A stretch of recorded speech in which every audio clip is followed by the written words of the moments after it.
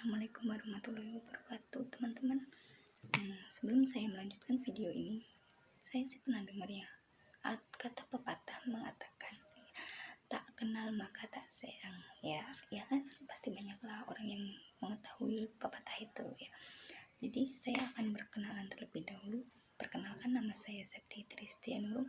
Saya dari kelas C Akbar Andalusia Tangerang. Pasti adalah orang yang tanya, buat apa sih bikin video kayak gitu ya? Saya akan menjawab di sini ya teman-temanku. Saya membuat video kayak gini yang pertama karena saya ingin membagi ilmu saya. Untuk sebenarnya tidak tinggi juga sih ilmunya, juga tidak berat kalau dilakukan. Itu cuma etika batuk dan bersin.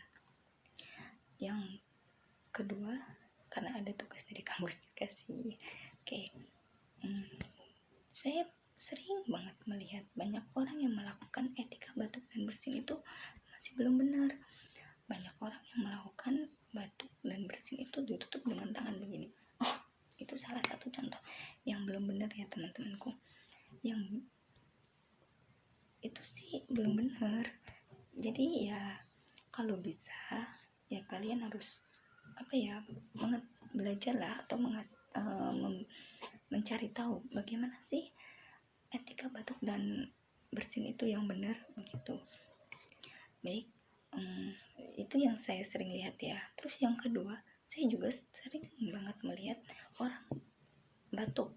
Contohnya, itu juga salah teman-temanku. Kenapa salah? Kita pikir secara logika aja kan ya. Setelah kita batuk, terus kita tutup begini, itu kan terus kita lupa. Habis itu makan, belum cuci tangan. Ya, apa gunanya kita menutup dengan kayak gitu ya? Malah kita tambah sakit kan ya.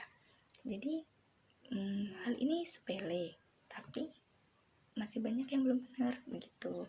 Jadi saya akan mengajari atau mengasih tahu ya tepatnya bagaimana sih cara etika batuk dan bersin yang benar itu. Oke, saya akan memberitahu terlebih dahulu yang salahnya ya teman-teman. Yang pertama itu salah.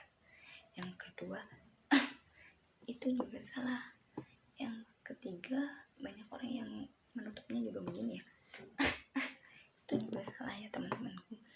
Jadi ya baik, selanjutnya saya akan memberitahu yang benar ya teman-teman. Sebenarnya yang benar itu yang paling utama itu menggunakan masker.